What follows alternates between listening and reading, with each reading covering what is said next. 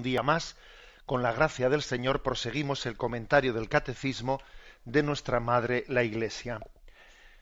Habíamos introducido en el programa anterior el tema de la caída, así llamada al pecado original, tal y como lo explica el Catecismo.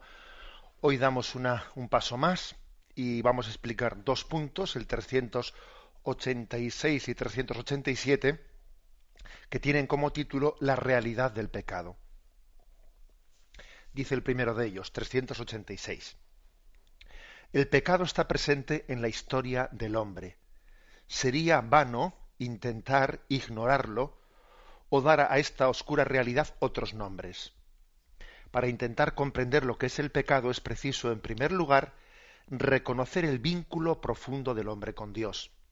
Porque fuera de esta relación, el mal del pecado no es desenmascarado en su verdadera identidad de rechazo y oposición a Dios, aunque continúe pesando sobre la vida del hombre y sobre la historia. Primera afirmación de este punto 386, el pecado está presente en la historia, y el que no lo vea es que está ciego. Sería vano intentar ignorarlo. Y intentos hay, vamos a ser claros, en nuestra cultura hay intentos de pasar por alto la existencia del pecado. En la secuencia de Pentecostés, en esa oración maravillosa que la Iglesia pone en nuestros labios, hay una expresión que dice: mira el vacío del hombre si tú le faltas por dentro, mira el poder del pecado cuando no envías tu aliento.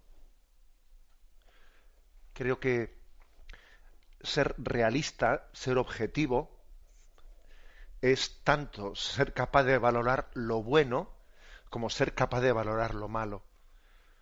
Desde luego el realismo no consiste únicamente en ver lo negativo, pero tampoco el realismo no consiste únicamente en hacer una lectura romántica de la existencia pasando por alto las cuestiones negativas. El cristianismo, la revelación, Jesucristo nos da más capacidad de valorar lo positivo y más capacidad de percibir lo negativo. Ambas cosas quedan claramente, ¿no?, pues implementadas, quedan potenciadas pues por la fe cristiana. La fe nos permite tener una mirada en la que ve más positivo, mucho más de positivo en este mundo que el que no tiene fe, pero también ve mucha más gravedad que el que no tiene fe en muchas cosas. Las dos cosas son así.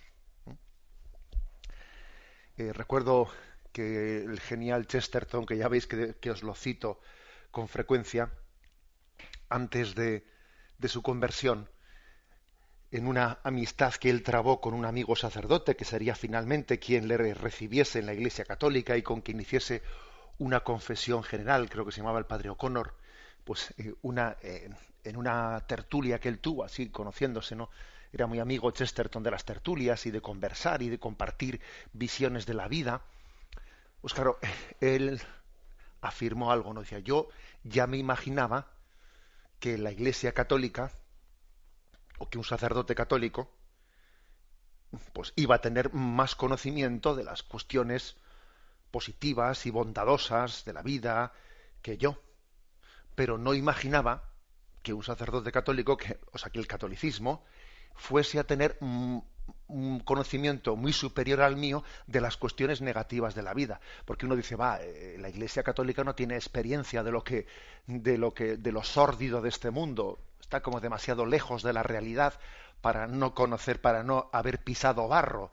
Entonces sí, me habla de cuestiones angelicales, pero lo que está ocurriendo en los callejones perdidos de las ciudades, de los suburbios, la miseria humana, la Iglesia Católica vive muy lejos de la realidad y eso no lo conoce. Eso es lo que él pensaba, Chesterton, ¿no? Y se quedó impresionado de decir: este hombre no solo conoce el ideal angélico, no, es que conoce también la debilidad del hombre.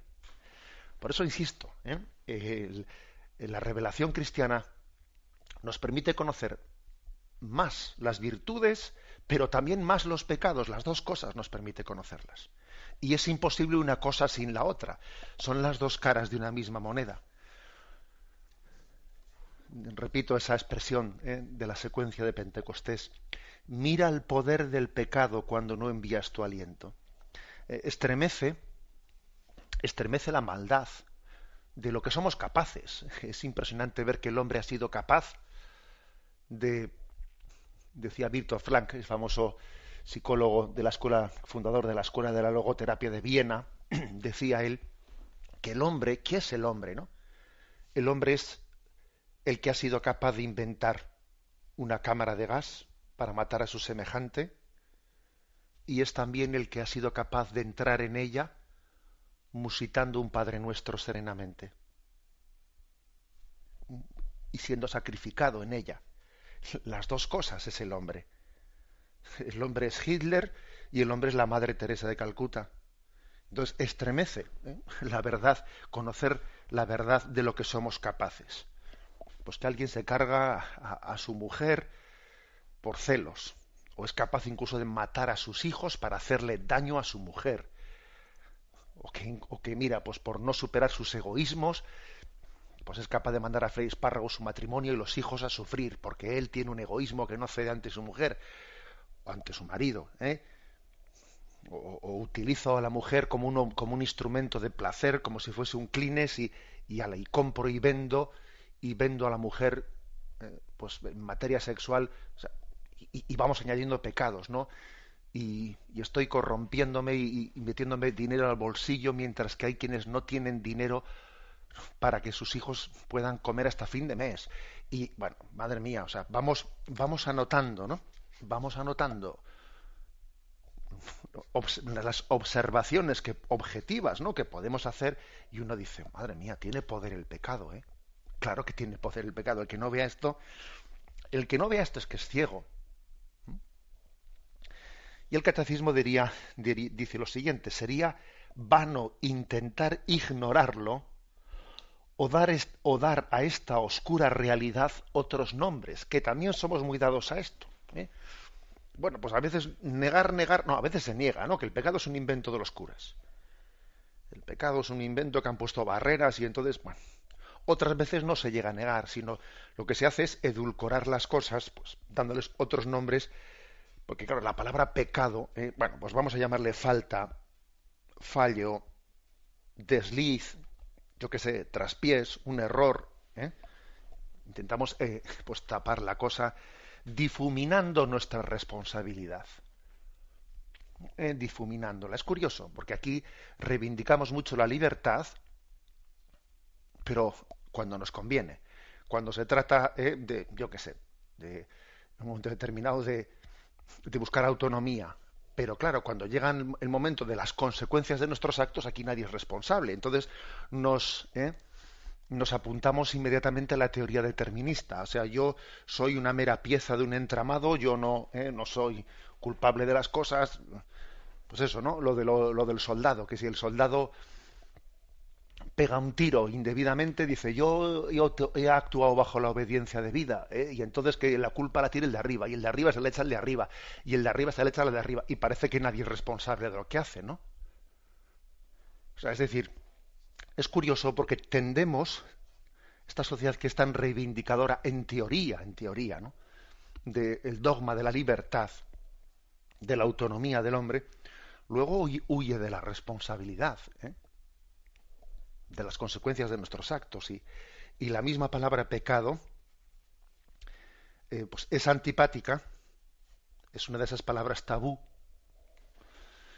y yo creo que alguno dirá, sí, bueno, pero es una palabra tabú porque en la predicación de la Iglesia ha habido connotaciones pues de estar de alguna manera amenazando con las penas del infierno. Vamos a ver, a mí me parece que es un tema mucho más de fondo. La palabra pecado en esta cultura que no quiere ser responsable de su libertad es una palabra tabú porque en el fondo tenemos miedo a la libertad que reivindicamos y no la entendemos. Y es como cuando a uno le dan un coche y bueno, y le han enseñado cómo se mete primera, segunda, tercera, cuarta, pero no le han enseñado pues el código de circulación, de lo que supone, pues qué significa dirección prohibida, qué significa la limitación de la velocidad, qué significa, perdón, pues doble dirección o dirección única. O sea, nos han dicho cómo funciona el coche, pero no el código de circulación. Y claro, entonces ese es el auténtico drama. O sea, que no sabemos conducirnos en la vida. Y por eso le tenemos miedo a la palabra pecado, porque nos confronta con nuestra realidad, con todas las consecuencias de nuestra vida. Y además nos hace entender que mis actos tienen consecuencias, tienen más consecuencias de las que yo puedo prever. Bien, esta es la afirmación de partida que hace el catecismo. Dando un paso más, sigue diciendo, para intentar comprender lo que es el pecado, es preciso, en primer lugar, comprender el vínculo profundo del hombre con Dios. Porque fuera de esta relación, no terminamos de entender lo que es el pecado.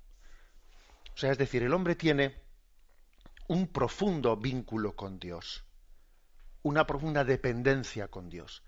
Entonces, la palabra pecado está, a diferencia de ese tipo de faltas, de falta, error, desliz, traspiés, etcétera, ¿no? La palabra pecado añade dos matices. Primero, el matiz de responsabilidad, porque vamos a ser claros, alguien puede cometer un error o tener un traspiés, un desliz, sin que sea pecado. Oye, uno en esta vida se puede equivocar. Yo, por ejemplo, ahora mismo me puedo equivocar y puedo comentar equivocadamente una cosa, pero puede ser que lo haga sin cometer ningún pecado. O sea, es una especie de fallo no culpable. Y la palabra pecado, por lo tanto, no es lo mismo que error. No es lo mismo.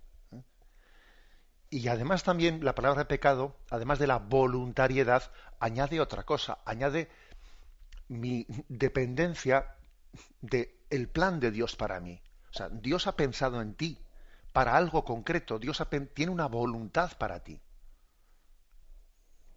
Y eso es algo radical, raíz en nuestra vida. O sea, Dios me ha traído a mí con un pensamiento, con una vocación concreta, y no realizarla o obrar en contra de ella es pecar. Y pecar es el rechazo del plan de Dios para nosotros, es no dejarnos amar por Dios, porque el plan de Dios para nosotros es una muestra de amor. Luego, si yo no cumplo ese plan amoroso de Dios, si yo estoy rechazando su amor y estoy pecando. Y vamos, aquí lo que dice el catecismo es que